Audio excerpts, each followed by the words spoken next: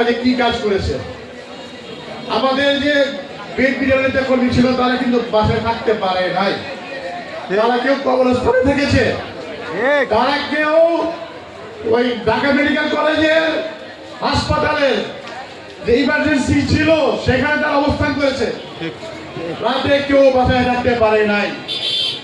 কাজেই আমি বলবো এই যে কষ্ট তারা করেছে, আজকে দীর্ঘ 17 বছর আমরা যারা বিএনপি করেছি আমরাও কিন্তু ভোট দিতে পারি না। আমরা কেন্দ্রে গেছি, আমাদের বলেছে যে আপনারা চলে গেন, ভোট দেওয়া হয়ে গেছে, ভোট দেওয়া লাগবে না। দিনের ভোট রাতে হয়েছে, আমি দাবি নির্বাচন হয়েছে। কাজেই দীর্ঘ 17 বছর পর আজকে আমাদের বহু কাঙ্ক্ষিত এই ভোট এসছে। তারুণ্যের প্রথম ভোট, আমরা চাইব তারুণ্যের যারা আছেন তারা কিন্তু ভোট দিতে পারেন নাই, আমরা